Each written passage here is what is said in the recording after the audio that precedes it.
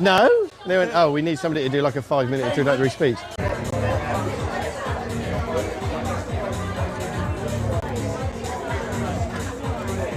Ladies and gentlemen, £180.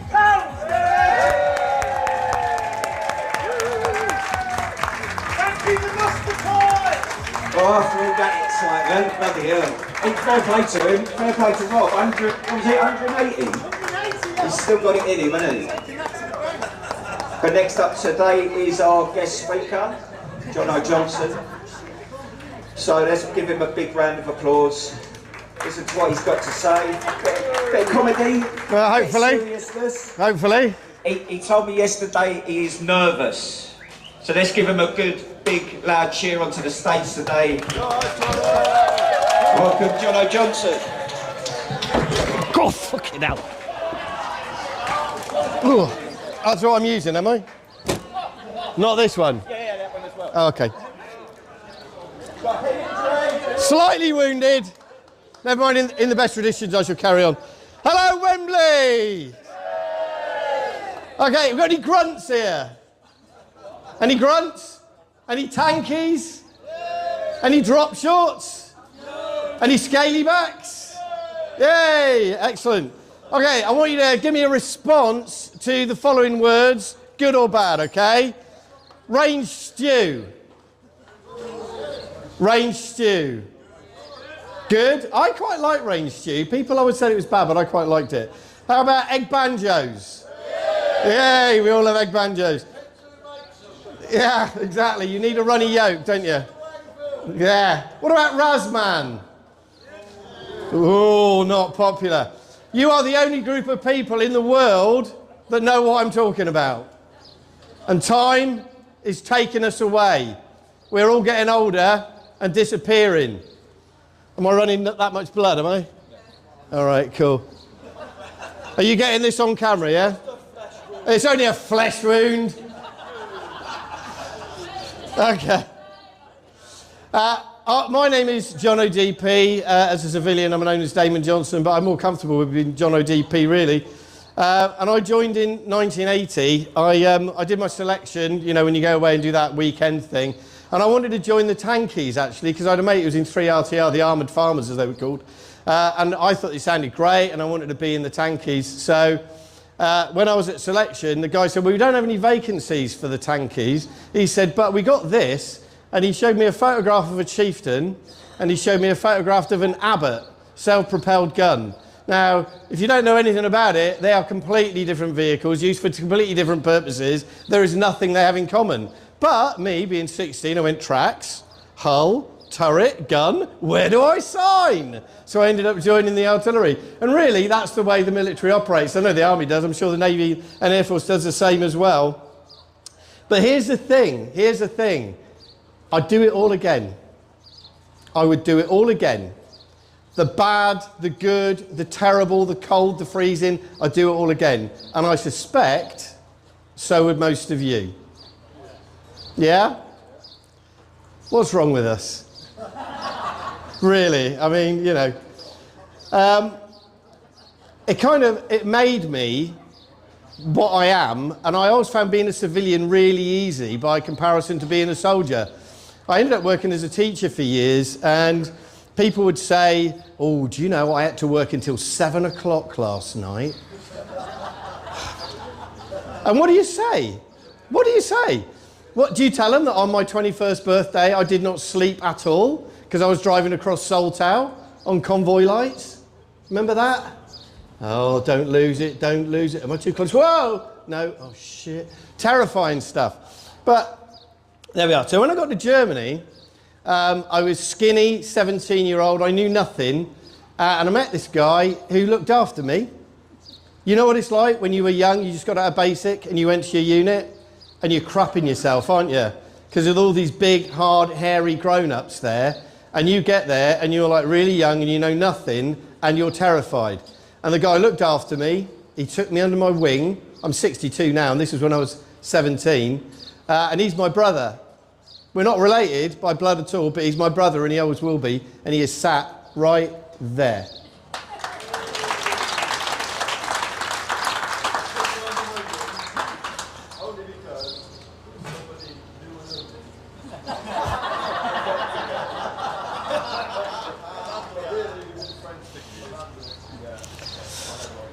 So, I've written these books, and I'll tell you why I did it and why I'm going to continue to do it. So my son, when he was 19 years old, he said to me, what was it like being a soldier? And I thought, okay, how can you describe it to somebody who's never done it? So I thought for a moment, and I said, it was a very existence. And he looked puzzled, so I said, everything about it was very. We got very hot, we got very cold, we got very tired, we got very drunk. Everything about it was very. Which is why I suppose it was so addictive, because everything you did was crazy and you would do nutty things. So I thought I'll try and find a book that I can give him to read that will give him the essence of what it was like to be in the British military. And I do say the British military because I know a couple of people from other armed forces and they don't seem to have this weird thing that we do. The Americans certainly don't have this sense of humour. They think we're ridiculously unserious about things, and of course we think they're ridiculously serious about things. So I tried buying books to capture the essence, and I bought books by SAS men, pilots, clerks and drivers. And there was a lot of stuff in there about I was posted here and I did that, but the actual stories, the weird things that happened to us, the crazy times, there was one or two maybe per book. So I thought to myself, I know, I will collect stories, the insane stuff that happened to us, the really nutty escapades that we got up to. And it could be anything from I was drunk in a brothel in Hamburg to I was strafed by the Argentinian Air Force to I stole a stolly and tried to cross the channel. All of these crazy things. Because as we're getting older, this stuff is dying with us. I found one, and to show you how much material there is out there, I found one website called The Final RV. Has anybody ever been onto The Final RV? Yeah, it's good, isn't it? Somebody asked a question on The Final RV, and it said, name one thing that you've done for 1,000 responses to this. It was just insane. Guys doing pull-ups in HMS Hermes on the water sprinklers flooded the magazine. It was just, honestly, it was stuff like this. It was just crazy. So I thought, okay. So I contacted some of these guys and said, can you sort of tell me something about this? And do you know the most amazing thing about talking to these people is how modest they are. Unbelievably modest about what they did. There was a guy I was talking to this morning. I was sat over there this morning doing the finishing touches to my speech, and a Matlow came up to me, worked in Minesweepers. Is he here today? Is he here, still here, anywhere?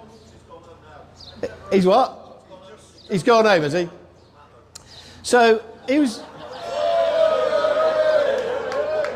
So he's telling me that in 1990, he's on a minesweeper, and he's off the coast of Poland. This is just after the end of the Cold War. And he's off the coast of Poland, and I said, what are you doing? He said, well, there were mines everywhere that the Russians had left lying around. He says, and they dumped a lot of ordnance over the side of their boat. He said, and basically you need to blow it up so it doesn't come up with a trawler. And so he explained to me how they did mine sweeping, and basically all the kit is being towed behind you.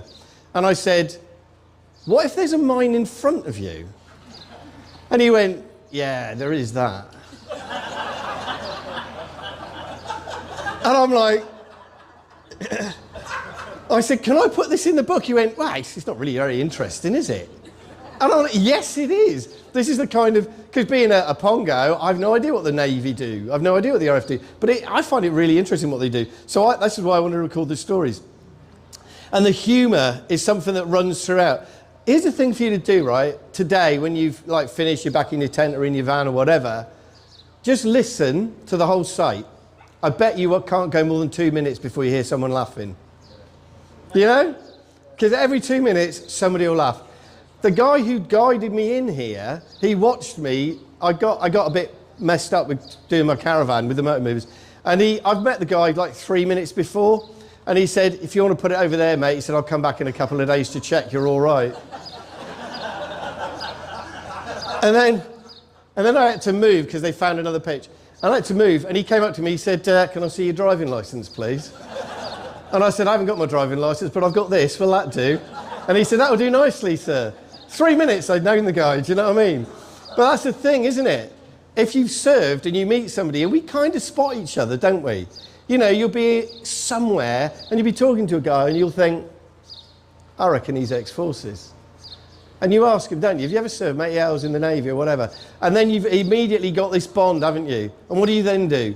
You start swapping stories, don't you? You start telling each other about the funny, crazy things you did. And then hopefully you end up in a pub and you have a great night. And this festival, can I just say, I think we should give a round of applause to the organisers of this festival, because this is like coming home, isn't it? It's like coming home.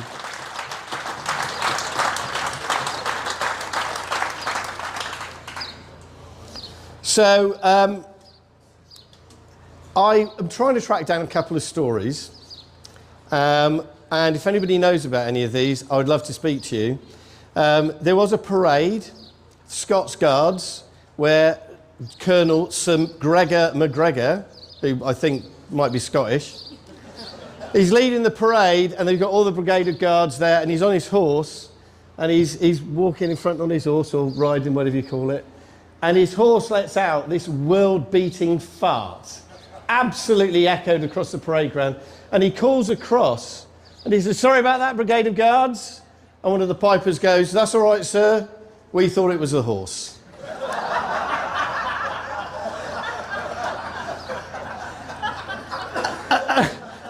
I've got to say, I often look at feats of bravery people have done, and I am in awe at them, and I worry that I would not have been up to snuff to do this. But I look at the courage of that piper, and I'm just thinking, mate, they're like that, aren't they? Do you know what I mean? To do that, I'd just be going, Jesus. That'd be like Crazy Dave did that, was it?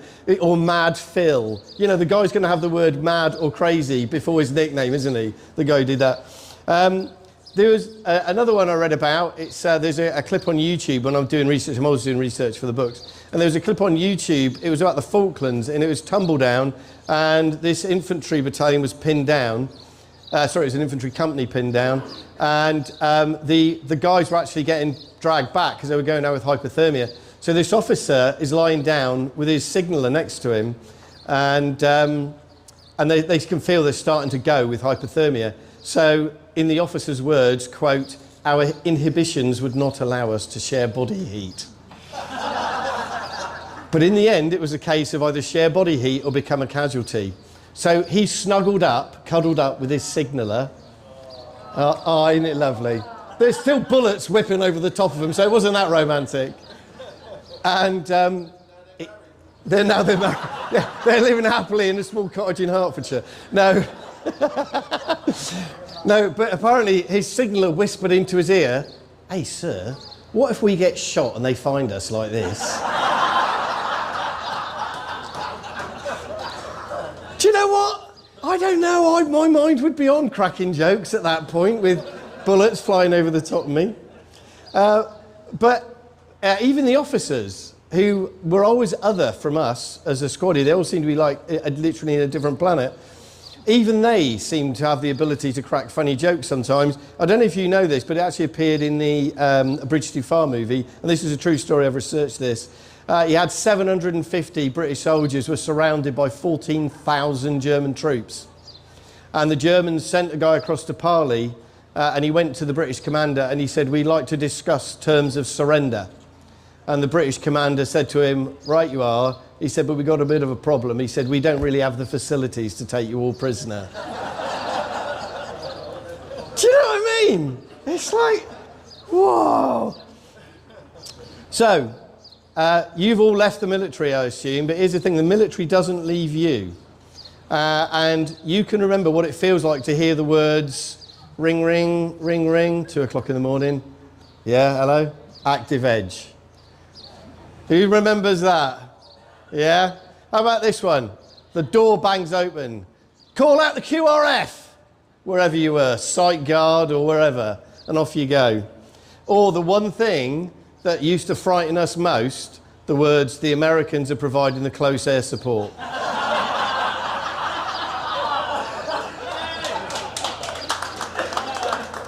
I always wanted to go, can we just go without? I'm quite happy.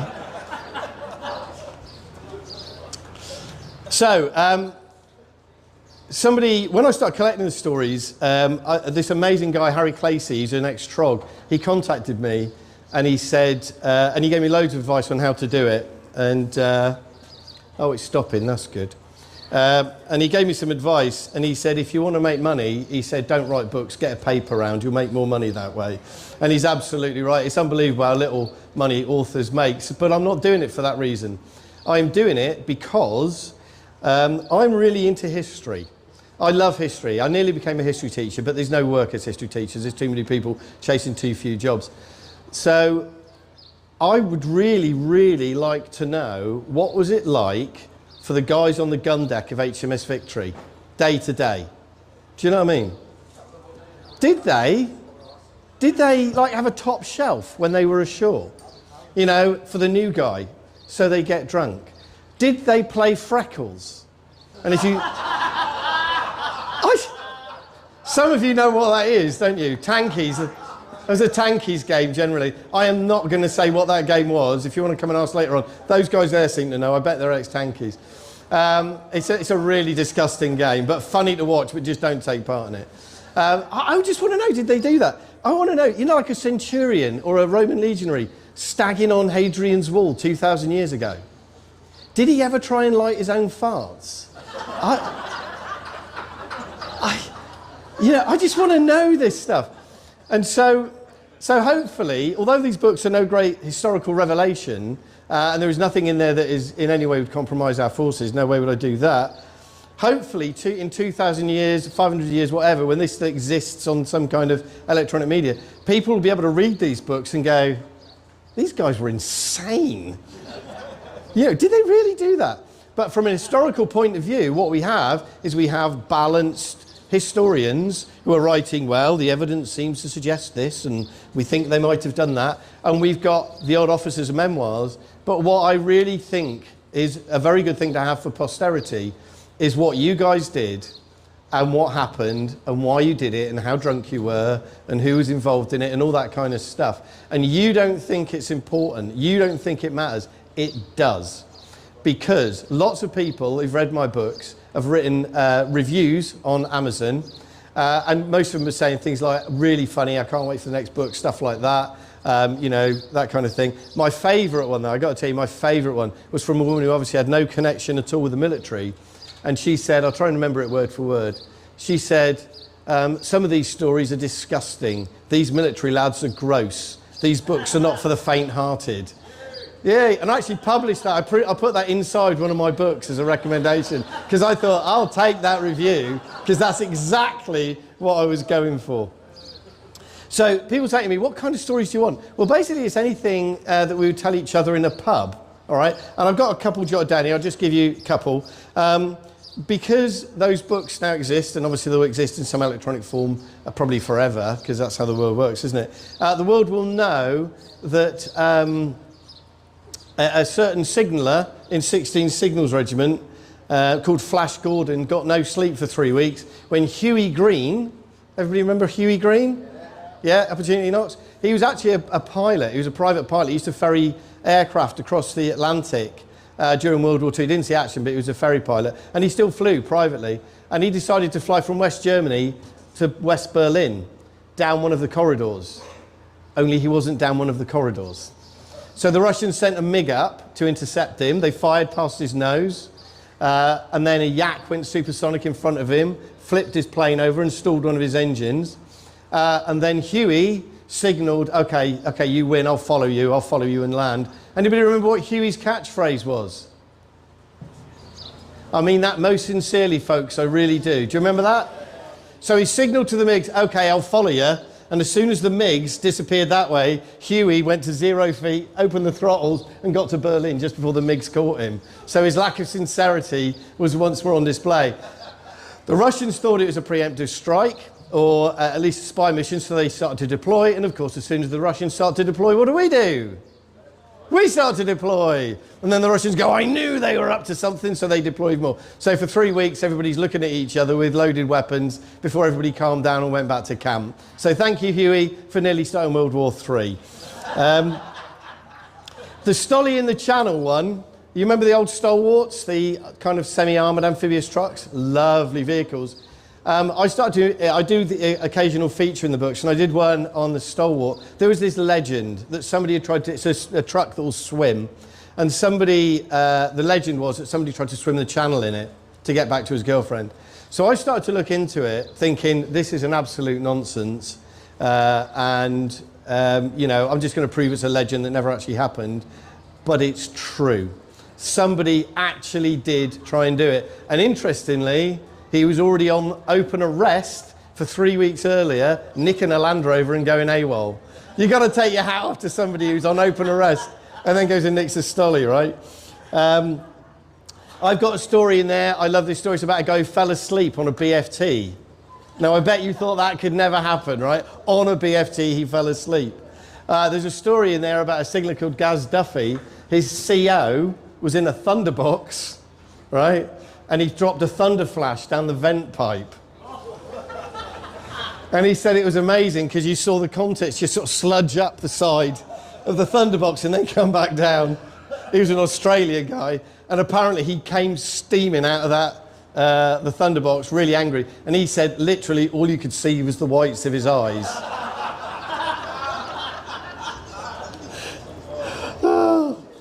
I've got one of my stories in the book about learning to swim. I actually hold a world record for learning to swim.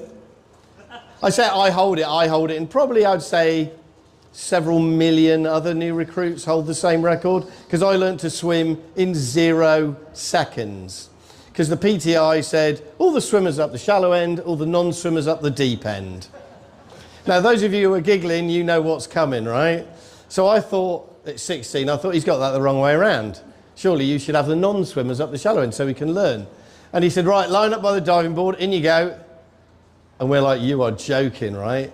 So faced with a choice of either jumping in or being thrown in, one by one, in we went. And we all learned to swim like that. Nobody drowned, so I can claim that world record. I learned to swim in 0 seconds, but unfortunately I've got to share it with millions of other new recruits. There's a story in there about Angie's Bar. Who remembers Angie's Bar? Yeah? Outside the front gates of Hona. Unbelievable place. I can't give you any details about that, but one of the most disgusting human beings I've ever met managed to get free beer in Angie's Bar every time he walked in. Now that is an unbelievable claim to fame, getting free beer in.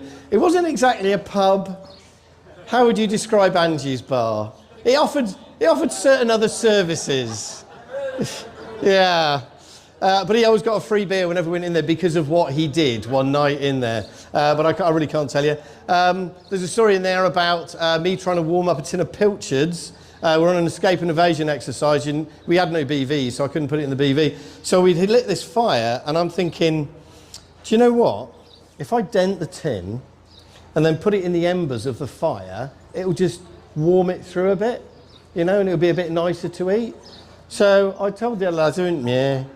So I put it in, and I'm thinking, that'll, boom, off it goes. Everybody in the circle covered in tiny flecks of pilchards, and we've got another week to go on the course yet. And the tin went whizzing between me and my mate and embedded itself, because it had opened up, so it was razor sharp, about an inch into a tree behind us. Yeah, honestly, the near misses we had.